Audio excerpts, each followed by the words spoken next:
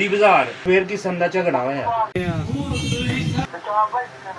ਉੱਥੇ ਨਾ ਚਾਂਦ ਭਈਆ ਦੇ ਕਿਸੇ ਦੁਕਾਨਦਾਰ ਤੇ ਸ਼ਾਪਿੰਗ ਕਰਨ ਉਹਦੇ ਨਾਲ ਕੋਈ ਝਗੜਾ ਹੋਇਆ ਕਾਫੀ ਜ਼ਿਆਦਾ। अस्सलाम वालेकुम जनाब दोस्तों की हाल चाल है ठीक हो। अच्छा गल इस तरह कि ਅੱਜ ਸਾਡੇ ਦੋਸਤ ਦੀ ਬਰਥਡੇ ਠੀਕ ਹੈ। ਅੱਜ ਉਹਨੂੰ ਅਸੀਂ ਕਰਨਾ ਫੋਨ ਕਿ ਸਾਡੀ ਹੋ ਗਈ ਲੜਾਈ, ਤੂੰ ਸਾਡੇ ਕੋਲ ਪਹੁੰਚ, ਉਹਦਾ ਕੱਟਣਾ ਅਸੀਂ ਕੇਕ। ਜੇ ਆ ਗਿਆ ਤੇ ਬੱਲੇ ਬੱਲੇ, ਨਹੀਂ ਆਏਗਾ ਤੇ ਕੇਕ ਅਸੀਂ ਇਕੱਲਿਆਂ ਖਾਵਾਂਗੇ। ਕਿਉਂ ਮਤਲਬ ਸਾਹਿਬ ਠੀਕ ਹੈ।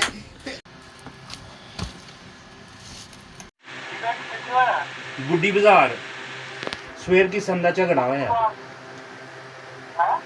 ਝਗੜਾ ਵੱਡਾ ਹੋਇਆ। ਬੁੱਢੀ ਬਾਜ਼ਾਰ ਉਹ ਵਿੱਚ ਗਲੀ ਵੜਦੀ ਹੈ ਨਾ, ਉੱਤੇ ਚੌਕ ਦੇ ਵਿੱਚ ਆ ਕੇ ਉੱਥੇ। ਯਾਰ ਮੈਂ ਉਹਨਾਂ ਦਾ ਮੋਬਾਈਲ ਲੈ ਕੇ, ਉਹ ਕਹਿੰਦੇ ਨੇ ਸਾਹਮਣੇ ਕਿ ਭਾਈ ਕੀ ਹਾਲ ਚਾਲ ਹੈ ਠੀਕ ਹੋ। ਭਾਈ ਮੇਰੀ ਗੱਲ ਸੁਣੋ, ਬੁੱਢੀ ਬਾਜ਼ਾਰ ਆਣਾ ਹੈ ਤੁਸੀਂ, ਬੇਸ਼ੱਕ ਤੁਸੀਂ ਡਰਮ ਵਾਲੇ ਚੌਂਕ ਰਸਤੇ ਆ ਜਾਓ ਤੇ ਜਾਂ ਕਿਸੇ ਨੂੰ ਪੁੱਛ ਲਿਓ। ਬੁੱਢੀ ਬਾਜ਼ਾਰ ਤੁਸੀਂ ਆਣਾ ਮਾਨਸਾ ਰੋਡ ਵੱਲ ਠੀਕ ਹੈ, ਮੇਨ ਉੱਤੇ ਨਾ ਚਾਂਦ ਭਈਆ ਦੇ ਕਿਸੇ ਦੁਕਾਨਦਾਰ ਤੇ ਸ਼ਾਪਿੰਗ ਕਰਨ ਉਹਦੇ ਨਾਲ ਕੋਈ ਝਗੜਾ ਹੋਇਆ ਕਾਫੀ ਜ਼ਿਆਦਾ। ਮੈਨੂੰ ਤੇ ਮਹੱਲੇ ਨੂੰ ਬੁਲਾਇਆ, ਲੇਕਿਨ ਉਹ ਜਿਹੜਾ ਨਾ ਕਾਫੀ ਜ਼ਿਆਦਾ ਉੱਤੇ ਨਹੀਂ ਮੁੰਡੇ ਨੇ, ਲੇਕਿਨ ਜਿਹੜਾ ਨਾ ਅਸੀਂ ਕਹਿੰਦੇ ਆ ਕਿ ਯਾਰ ਉਹ ਕਹਿੰਦੇ ਨਾ ਇੱਕ ਵਾਰੀ ਤੁਸੀਂ ਉਹਨੂੰ ਫਿਜ਼ਾਨ ਨੂੰ ਬੁਲਾ ਲਓ।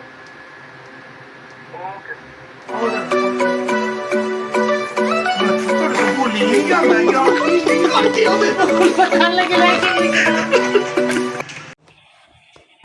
ਹੈਲੋ ਸਾਹਮਣੇ ਭਾਈ ਕਿੱਥੇ ਫਿਜ਼ਾਨ ਦੇ ਕਿਧਰ ਤੁਸੀਂ? ਮੈਂ ਬੋਲਿਆ ਇੱਕ ਪਹੁੰਚ ਗਿਆ। ਤੁਸੀਂ ਪੋਲਾ ਇੱਕ ਵੱਲ ਆ ਕੇ ਨਾ ਕਸ਼ਮੀਰੀ ਮਹੱਲੇ ਵੱਲੋਂ ਤੁਸੀਂ ਉੱਤੇ ਆਗੇ ਨਾ, ਕਿਸੇ ਨੂੰ ਪੁੱਛ ਲਿਓ ਲਾਈਟ ਬੈਂਕ ਦੇ ਕੋਲ ਜਾਣਾ ਹੈ, ਬੁੱਢੀ ਬਾਜ਼ਾਰ। ਗੁੱਡੀ ਬਾਜ਼ਾਰ ਲਾਈਟ ਬੈਂਕ ਤੇ ਅਸਲੇ ਮਾਮ ਸਾਹਿਬ ਵੱਲੋਂ ਢੱਕੀ ਚੜ ਕੇ ਨਾ ਤੁਸੀਂ ਬਿਲਕੁਲ ਉੱਤੇ ਆ ਜਾਈਓ, ਉੱਥੇ ਬੁੱਢੀ ਬਾਜ਼ਾਰ ਵੱਲ ਜਿੱਥੇ ਉੱਥੇ ਆ ਜਾਓ, ਆ ਜਾਓ।